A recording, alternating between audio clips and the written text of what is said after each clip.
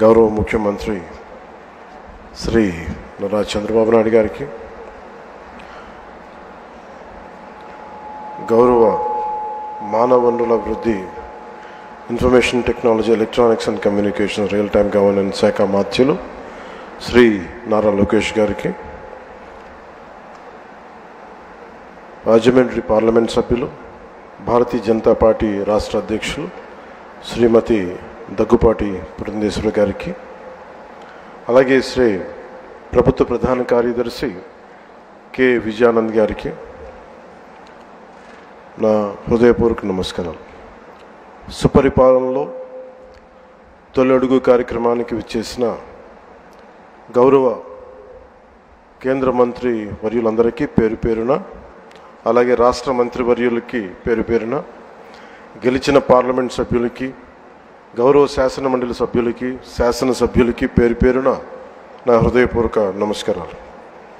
అఖిల భారత service, all India services అధికారులందరికీ, నియోజకవర్గ ప్రత్యేక అధికారులకి అందరికీ నా హృదయపూర్వక నమస్కారాలు, ధన్యవాదాలు మీరు ఇక్కడికి విచ్చేసినందుకు.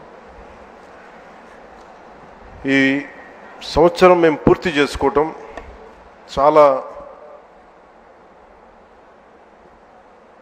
కష్టాల మధ్య వచ్చాం. మేము చాలా ఒత్తిడి మధ్య ఒక 5 సంవత్సరాలు, ప్రత్యేకించి నేను 2014 నుంచి రాష్ట్ర విభజన జరిగినప్పటి నుంచి ఆంధ్రప్రదేశ్ అభివృద్ధి బాగుండాలని ఆకాంక్షించే వ్యక్తిని. వచ్చే గొడవలకి విభజన జరిగితే ఎలా అయిపోయిందో మనం చూస్తూ వచ్చాం. అందుకని ప్రత్యేకంగా నేను ఆంధ్రప్రదేశ్ బాగు కోసం నేను ఎప్పుడూ నిస్వార్థంగా చేసుకుంటూ వచ్చాను.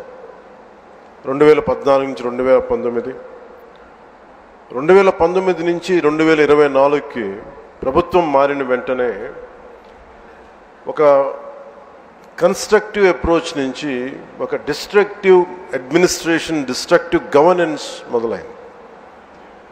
ఇది ప్రజాస్వామ్య హితాన్ని కోరుకునే ప్రతి ఒక్కరికి కూడా చాలా ఆందోళన కలిగించింది. ఈరోజు మేము గౌరవ ముఖ్యమంత్రి గారి నాయకత్వంలో సాధించినవన్నీ చెప్పబోయే ముందు అసలు ఈ పరిస్థితికి ఎలా వచ్చాం, మీకు కూడా ముఖ్యంగా అధికారులు ఉన్నారు, గౌరవ శాసనసభ్యులు ఉన్నారు, ఒకసారి మనం గుర్తుకు తెచ్చుకోవడం చాలా చాలా అవసరం. ఎందుకంటే మనం చాలా త్వరగా మర్చిపోతాం. మన మీద కూడా చాలా బాధ్యత ఉంది. అవన్నిటినీ ఒకసారి గుర్తు తెచ్చుకొని మళ్ళీ మనం వచ్చే సంవత్సరానికి ఇంకెంత బాగా చేయగలం అన్న దానికోసం మీకు తెలియజేస్తున్నాను. మమ్మల్ని అందరినీ ఎంత ఇబ్బంది పెట్టారంటే, ఒక సగటు మనిషి దగ్గర నుంచి దేశం మొత్తం ఆయన ఆలోచనల్ని ఆదర్శంగా తీసుకొని పాలసీ మేకింగ్ అయ్యే ఒక దశాబ్దాల అనుభవం ఉన్న, సుదీర్ఘమైన అనుభవం ఉన్న ఒక ముఖ్యమంత్రి గారి, ఒక తెలుగుదేశం పార్టీ నాయకుడు శ్రీ నారా చంద్రబాబు నాయుడు గారి స్థాయి దాకా గత ప్రభుత్వ పాలకులు ఎంత ఇబ్బంది పెట్టారంటే ఇంకంతా ఇంతక ఎంత వికృతంగా తయారయ్యారంటే, ఏదైనా మాట్లాడాలంటే భయం. అధికార వ్యవస్థ ఒక భయం గుప్పెట్లో చిక్కుకుపోయారు. నేను అడిగేవాడిని చాలామంది అధికారులు, ఎందుకు మీరేం మాట్లాడలేదని. నాకు అర్థమైంది ఏంటంటే, మేము వచ్చిన తర్వాత నిజంగా రాజకీయ వ్యవస్థ కానీ బాధ్యతతో లేకపోతే అధికార యంత్రాంగం కూడా ఏమీ చేయలేదు, నిస్సహాయంగా చూస్తూ ఉండడం తప్ప అనేది మేము ప్రత్యక్షంగా చూసాం, అనుభవంలోకి వచ్చింది. ఇక్కడ నన్నైతే ఏ స్థాయిగా గౌరవ ముఖ్యమంత్రి గారిని ఏ స్థాయి ఇబ్బందుల్లో పెట్టారో మీరు అందరూ తెలుసు, మీ అందరికీ. కానీ నన్నైతే నాకు అనిపించేది, వైజాగ్లో, విశాఖపట్నంలో 24లో 23 ఆఖర్లు ఎలాంటి ఇబ్బందులు పెట్టా, మీరు రోడ్ల మీదకి రావడానికి కూడా ఇబ్బంది పడేవాళ్ళు. వస్తే అరెస్టులు. ఈ స్థాయి, వీటి మధ్యలో అసలు భవిష్యత్తు కనిపిస్తుందా అని అనిపించింది నాకు. అసలు ఆంధ్రప్రదేశ్కి వెలుగు అనేది వస్తుందా? ఇలా భయం గుప్పిట్లోనే బతకాల? వాళ్ళ ఇష్టానికి చట్టాలు, ఇష్టాలకి బెదిరింపులు, నోటికి ఏదొస్తుంది మాట్లాడటాలు, ఇవన్నీ చూసిన తర్వాత ముఖ్యంగా ఇక్కడ చాలామంది ఉన్నతాధికారులు అందరూ ఉన్నారు, నియోజకవర్గ అధికారులు ఉన్నారు, శాసనసభ్యులు మీరందరూ ఉన్నారు. కాబట్టి అది జరగకుండా కనుక, కూటమి ప్రభుత్వం రాకుండా కనుక ఉండుంటే ఎలా ఉండేది ఆంధ్రప్రదేశ్ని ఒకసారి మన అందరం కూడా ఒకసారి ఆలోచించాలి వన్స్న. ఎందుకంటే మేమందరం కూడా గౌరవ ముఖ్యమంత్రి గారి దగ్గర నుంచి, లోకేష్ గారి దగ్గర నుంచి ఎవ్వరం కూడా ఏదో ఒక నెపం గొడవ పెట్టి ఏదో ఒకలా ఇబ్బందులు పాలు చేసి ఇబ్బందులు పెట్టడానికి, జైల్లో పెట్టడానికి అలాంటి స్థాయిలోకి వచ్చేసారు. ఏదన్నా మాట్లాడదామంటే రౌడీ మూకలు,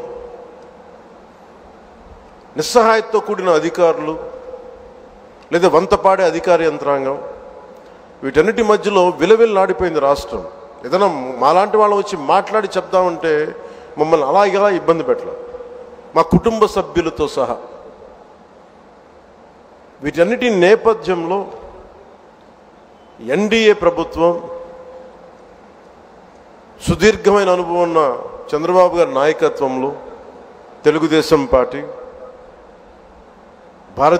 భారతీయ జనతా పార్టీ, జనసేన ఇవన్నీ కలిసి కూటమి ప్రభుత్వాన్ని ఏర్పాటు చేయడానికి, నిలబెట్టడానికి ముఖ్య ఉద్దేశం ఒక సుపరిపాలన అందించాలి, అడ్మినిస్ట్రేషన్ విత్ అన్ అకౌంటబిలిటీ, ఒక రెస్పాన్సిబిలిటీ తోటి ముందుకెళ్ళాలి అన్న ఉద్దేశంతో మేమందరం ముందుకు వచ్చాం.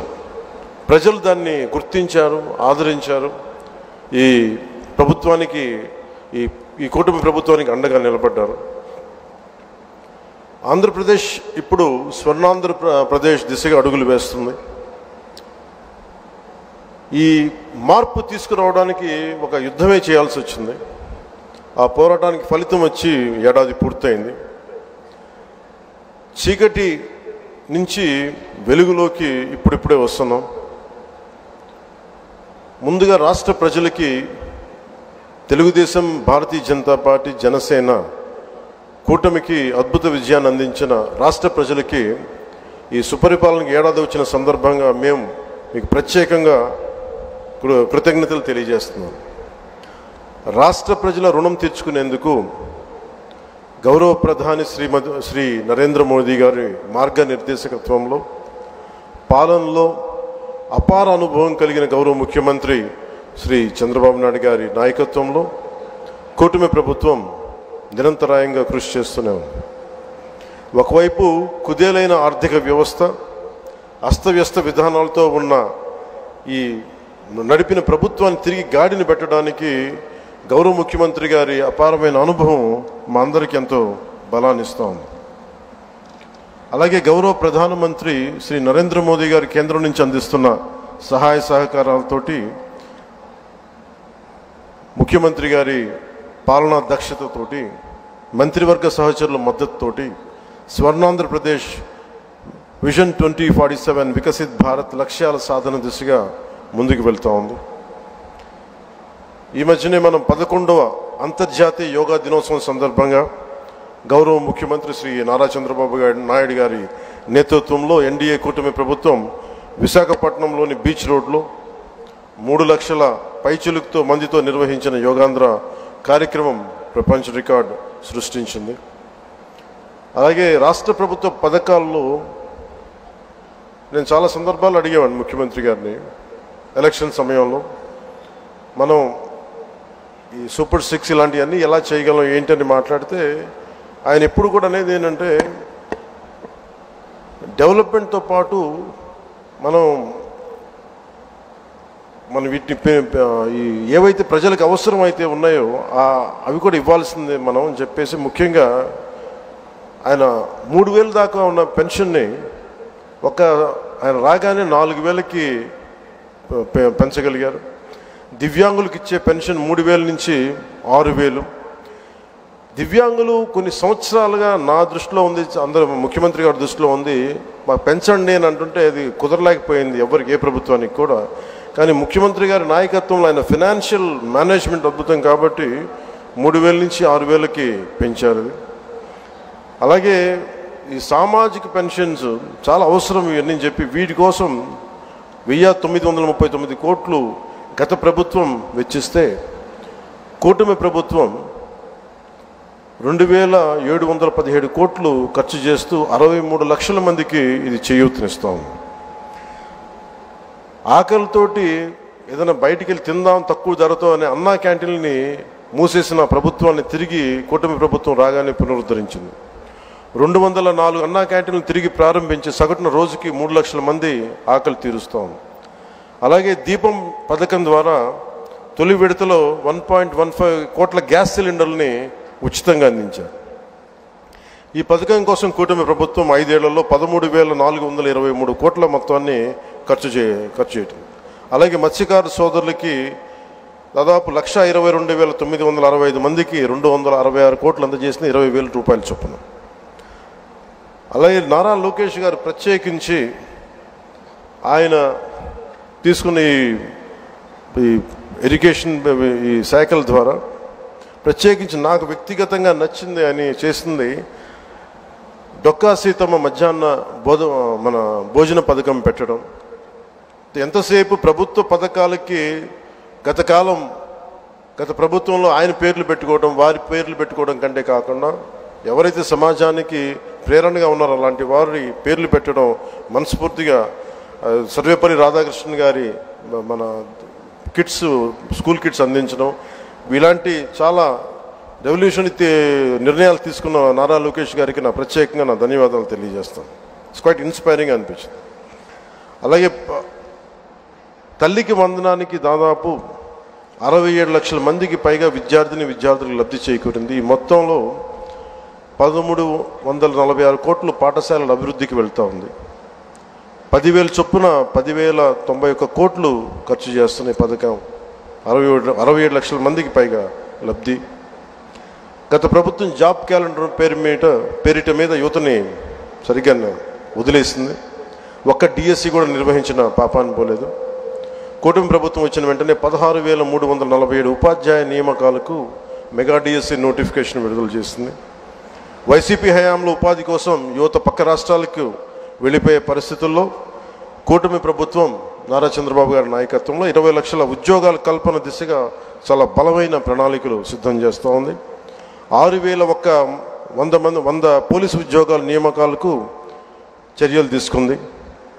ముఖ్యంగా గత పాలనలో లక్షలాది భవన నిర్మాణ కార్మికులు ఉపాధి కోల్పోయారు. నిర్మాణ రంగం కుదేలైంది. అలాంటి వాళ్ళకి కూటమి ప్రభుత్వం రాగానే ముఖ్యమంత్రి గారు ఒకటి చెప్పిన ఉచిత ఇసుక విధానాన్ని అమలు చేయాల్సిందని చెప్పి చేసినందుకు ప్రత్యేకంగా భవన నిర్మాణ కార్మికుల తరపున ముఖ్యమంత్రి గారికి నా కృతజ్ఞతలు తెలియజేసుకుంటున్నాను. ఏడాది కాలంలో బ్రాండ్ ఏపీని పునరుద్ధరించడం ద్వారా 9.4 లక్షల కోట్ల పెట్టుబడుల్ని ఆంధ్రప్రదేశ్ ఆకర్షించింది. తద్వారా 6 లక్షల ఉద్యోగాల కల్పనకు ఇది దారి వేస్తుంది. గత 5 ఏళ్లలో గజానికి గొంతగా మారిన రాష్ట్ర రహదారులకు పునర్జీవం నింపుతూ 20,000 కిలోమీటర్లు ఆర్ఎండ్బి రోడ్లకి మరమ్మతులు చేసింది. వైసీపీ గత పాలనలో ల్యాండ్ యాక్ట్ని రద్దు చేసే ఒక ల్యాండ్ యాక్ట్ని తీసుకొచ్చింది.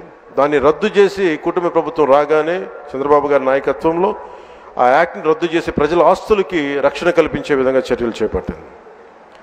గత ప్రభుత్వంలో BC, SC, ST, minority sub plan నిధుల్ని సైతం ఇష్టారాజ్యంగా మళ్లించి వెనకబడిన వర్గాల వారికి ద్రోహం చేసింది. కూటమి ప్రభుత్వం సప్లాన్ నిధులు దుర్వినియోగం కాకుండా చేపట్టి ఆయా వర్గాల స్వయం ఉపాధి పథకాలకి వెచ్చిస్తూ ఉంది. ప్రత్యేకించి నేను పంచాయతీరాజ్ శాఖని నేను నిర్వహిస్తున్నాను కాబట్టి దానికి సంబంధించి కొంచెం చెప్తాను మీకు. పంచాయతీరాజ్ గ్రామీణాభివృద్ధి శాఖ బాధ్యతలు స్వీకరించిన వెంటనే సర్పంచులు తలెత్తుకునేలా మొదటి అడుగు వేయడమైంది. జాతీయ పండుగలైన స్వాతంత్ర దినోత్సవం, గణతంత్ర వేడుకలకు నిర్వహణకిచ్చే నిధుల్ని మైనర్ పంచాయతీలకు 100 నుంచి 10,000కి, మేజర్ పంచాయతీలకు 250 నుంచి 25,000కి పెంచాం. గ్రామాన స్వాతంత్ర గణ దినోత్సవ వేడుకలను ఘనంగా నిర్వహించుకునే అవకాశం కల్పించి ఆత్మగౌరవాన్ని కాపాడాం. సర్పంచుల ఆత్మగౌరవాన్ని, గ్రామ స్వరాజ్య సాధన లక్ష్యంలో ఒకే రోజున 13,326 పంచాయతీల్లో గ్రామ సభలు నిర్వహించి ఒక సరికొత్త రికార్డు సాధించాం. ఇది పల్లె పండుగ ద్వారా గ్రామీణ రహదారులకి ఒక కొత్త కళ తీసుకొచ్చాం. రైతులకి అండగా మినీ గోకులాలు, నీటి కుంటలు చాలా తక్కువ కాలంలోనే తవ్వించాం. మహాత్మా గాంధీ జాతీయ గ్రామీణ ఉపాధి హామీ పథకం ద్వారా రాష్ట్ర వ్యాప్తంగా 46,94,000 కుటుంబాల్లో 75,23,000 మంది ఉపాధి శ్రామికులకి వారి సొంత గ్రామాల్లోనే ఉపాధి కల్పించాం. 2024-2025 ఆర్థిక సంవత్సరంలో 5,10,000 కుటుంబాలకి 100 రోజులకు పని కల్పించాం. అలాగే ఈ అడవి తల్లి బాట కార్యక్రమానికి ప్రత్యేకించి గౌరవ ముఖ్యమంత్రి గారికి నా ధన్యవాదాలు తెలియజేస్తా ఉన్నాను. 70 సంవత్సరాలుగా రోడ్లు లేని ఎన్నో ఈ గిరిజన గ్రామాలకి 105 కోట్లు నిధులు అవసరమైంది. వారికి ఒకరోజు ప్రత్యేకంగా తెలియజేస్తే ఆయన దాన్ని అర్థం చేసుకొని వెంటనే దానికి సంబంధిత నిధులు రిలీజ్ చేయటం వల్ల ఈ రోజున గిరిజన గ్రామాలను అనుసంధానిస్తూ 1069 కిలోమీటర్ల రోడ్ల నిర్మాణానికి శ్రీకారం చుట్టాం. ఇందులో ప్రధానమంత్రి ఆదివాసీ న్యాయ మహా అభియాన్ పిఎం జన్మన్ పథకం ద్వారా 555.61 కోట్లతోటి 613 కిలోమీటర్ల రోడ్ల నిర్మాణం జరుగుతున్నాయి. డోలీ మూతలు లేని గిరిజన గ్రామాలు లక్ష్యంగా ముందుకు వెళ్తున్నాం. అలాగే పర్యావరణం, అటవీ మరియు శాస్త్ర సాంకేతిక సంబంధించి ముఖ్యమంత్రి గారు మాకు ఒకటే ఆదేశం ఇచ్చారు. రాష్ట్ర విస్తీర్ణంలో 30% ఉన్న అటవీ భూమిని కనీసం మనం మనం ఈ 5 వైడ్లో అయ్యేలోపు మనం కనీసం దాన్ని 50% తీసుకెళ్ళాలి, తక్కువ 37% వెళ్ళాలి అనేది ఆదేశాలు ఇచ్చారు. ఆ విధంగా ప్రణాళికలు రూపకల్పన చేస్తున్నాం. రాష్ట్ర సరిహద్దు జిల్లాల్లో రైతులు ఏనుగులు పెడుతూ నానా ఇబ్బందులు పడుతూ ఉంటే ఆ సమస్య పరిష్కారానికి అంతర్రాష్ట్ర సహకారం తీసుకున్నాం. మన కర్ణాటక ప్రభుత్వం సహకారం తీసుకున్నాం. కుంకి ఏనుగులు ఇప్పుడు 4 మనకి చేరుకున్నాయి. ఇంకొక 2 త్వరగా వెళ్ళాలి, తక్కువ 37% వెళ్ళాలి అనేది ఆదేశాలు ఇచ్చారు. ఆ విధంగా ప్రణాళికలు రూపకల్పన చేస్తున్నాం. రాష్ట్ర సరిహద్దు జిల్లాల్లో రైతులు ఏనుగులు పెడుతూ నానా ఇబ్బందులు పడుతూ ఉంటే ఆ సమస్య పరిష్కారానికి అంతర్రాష్ట్ర సహకారం తీసుకున్నాం. మన కర్ణాటక ప్రభుత్వం సహకారం తీసుకున్నాం. కుంకి ఏనుగులు ఇప్పుడు 4 మనకి చేరుకున్నాయి. ఇంకొక 2 త్వరలో రానున్నాయి ఆ క్యాంపుకి. ఎర్రచందనం అక్రమ రవాణాన్ని అరికట్టేందుకు కఠిన చర్యలు అమలు చేయడంతో పాటు అక్రమంగా తరలిపోతున్న ఎర్రచందనాన్ని తిరిగి తెచ్చుకునే విధంగా కర్ణాటక రాష్ట్రంతో ఒప్పందం కుదుర్చుకున్నాం. ఎకో టూరిజం అభివృద్ధికి చర్యలు చేపట్టాం. కాఫీ తోటలు ఇటీవల ప్రారంభించిన వుడెన్ బ్రిడ్జ్ కూడా ఈ కోవకి చెందుతుంది. 1,122 కోట్లతోటి నగరవన యోజన ద్వారా 61 నగరవనాల ప్రాజెక్టులని చేపడుతున్నాం. 85.63 లక్షల ద్వారా ఎకో టూరిజాన్ని అభివృద్ధి చేస్తూ రాష్ట్రంలో 48 కమ్యూనిటీ బేస్డ్ ఎకో టూరిజం కేంద్రాలని వన సమితుల ద్వారా నిర్వహించబడుతున్నాయి. జూన్ 5, మన వన మహోత్సవం సందర్భంగా కోటి మొక్కలు నాటి ట్రాకింగ్ కోసం geographical information system, management information system, quick response కోడ్లు మొదలైన యాప్లు అమలు చేశాం. అలాగే ప్రత్యేకించి సైన్స్ అండ్ టెక్నాలజీ మీద ఇప్పుడే దృష్టి పెడుతున్నాం. విద్యార్థులకి ప్రోత్సాహకాలు అందించే విధంగా అడుగులు వేస్తున్నాం. అలాగే నేను రిప్రజెంట్ చేసే పిఠాపురం నియోజకవర్గ ప్రజలకు ఇచ్చిన మాట మేరకు అభివృద్ధి కార్యక్రమాలు చాలా బలంగా చేపట్టాం. 388 కోట్లకు పైగా అభివృద్ధి పనులను చేపట్టాం.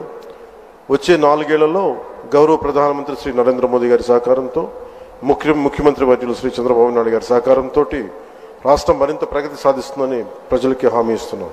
వారి రౌడీజం కానీ, వారి అసాంఘిక విధానాలు కానీ, వారి ఎనార్కిస్ట్ అప్రోచ్ కానీ ఏమాత్రం మారలేదు.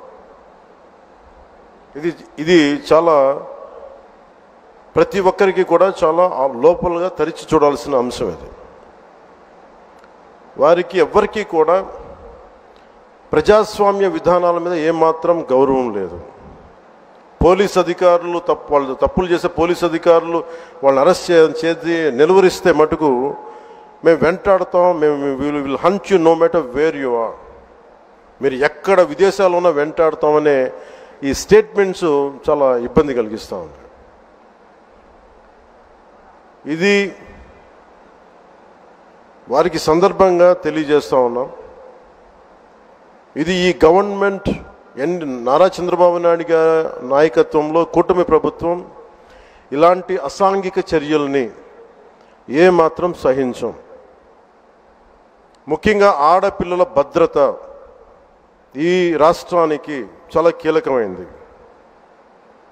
వీటికి ఆడపిల్లల భద్రతకు సంబంధించిన కానీ ఎనార్కిస్ట్ అప్రోచ్ కానీ రాష్ట్రంలో ఉంటే ఏమాత్రం సహించే విధానం ఈ కూటమి ప్రభుత్వానికి లేదు అనేది మీ అందరికీ చాలా ప్రత్యేకంగా మేము తెలియజేస్తున్నాం. వారికి కూడా బెదిరించే వాళ్ళకి ఈ సందర్భంగా ఒకటే తెలియజేస్తున్నాం, గొంతుకులు కోస్తాం, కుత్తుకలు కోస్తాం ఇలాంటి నినాదాలకి భయపడే వాళ్ళం ఎవరూ లేము ఇక్కడ. అలాంటివన్నీ చూసే మిమ్మల్ని మీలాంటి వాళ్ళని ఎదుర్కొని ఇక్కడ దాకా వచ్చాం. ఇలాంటి పిచ్చి బెదిరింపులు కానీ పనికి మాలిన బెదిరింపులు కానీ దయచేసి చేయకండి. తాటాక చప్పులకి ఇక్కడ ఎవరు భయపడేవారు లేరు. ఇంకా సంస్కారం ఉంది కాబట్టి, మాట మీద గౌరవం ఉంది కాబట్టి ఇంకా చాలా పద్ధతిగా మాట్లాడుతున్నాం. ముఖ్యంగా అధికార యంత్రాంగం అందరికీ right from constituency level to the state level, my appeal to all the officials, make sure you give us implement the good governance. ముఖ్యంగా లా అండ్ ఆర్డర్కి సంబంధించి మటుకు కరప్షన్ లేని విధానాలతోటి ముందుకెళ్లాలని మనస్ఫూర్తిగా అధికార యంత్రాంగం అందరికీ right from constituency level to the state level, my appeal to all the officials, make sure you give us implement the good governance. ముఖ్యంగా లా అండ్ ఆర్డర్కి సంబంధించి మటుకు కరప్షన్ లేని విధానాలతోటి ముందుకెళ్లాలని మనస్ఫూర్తిగా కోరుకుంటా ఉన్నాం.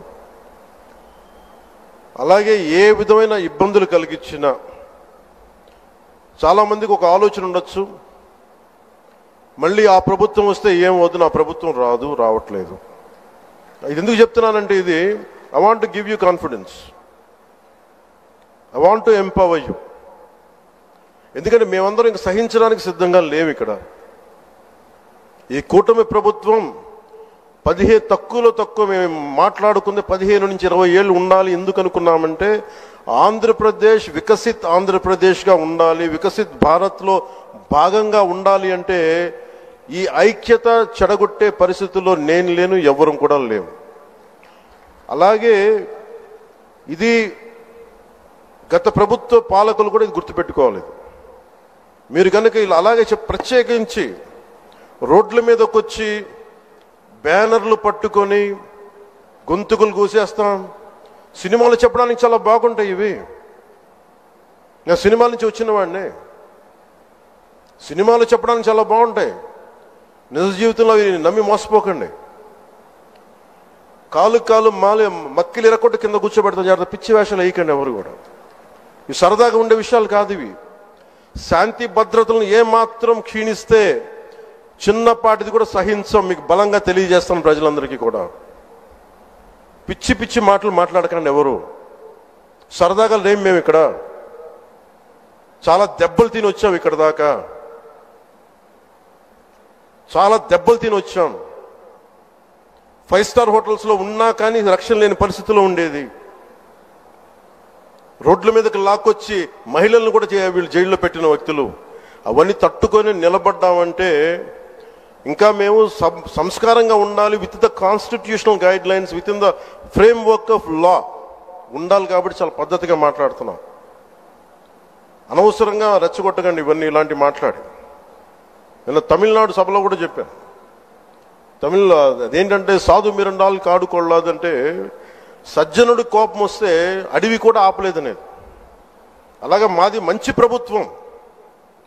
నారా చంద్రబాబు గారి నాయకత్వంలో ఉన్న కూటమి ప్రభుత్వం మంచి ప్రభుత్వం, మెతక ప్రభుత్వం కాదు. ఇది సమర్థవంతమైన ప్రభుత్వం, అభివృద్ధి చేసే ప్రభుత్వం, కానీ మెతక ప్రభుత్వం కాదు. ఇది పిచ్చి వేషాలు వేసే తొక్కి నారా తీస్తాం, గుర్తుపెట్టుకోండి. ఇది సంస్కారం ఇది సభకి కరెక్ట్ కాకపోయినా చెప్తున్నాను ఇది. ఎందుకంటే మేము చాలా దెబ్బలు తిని వచ్చాం కాబట్టి మళ్ళీ ప్రజల్లో భయాందోళన చేద్దామని పిచ్చి పిచ్చి వేషాలు వేస్తే ఏ మాత్రం ఉపేక్షించాం. అధికారులకు కూడా మేము అదే అప్పీల్ చేస్తున్నాం. మీరు దయచేసి any anti constitutional, any anti-government, please kindly take care and make sure you implement the law. Make sure it should be within the legal framework. Thank you. Jai Hind, Jai Bharat.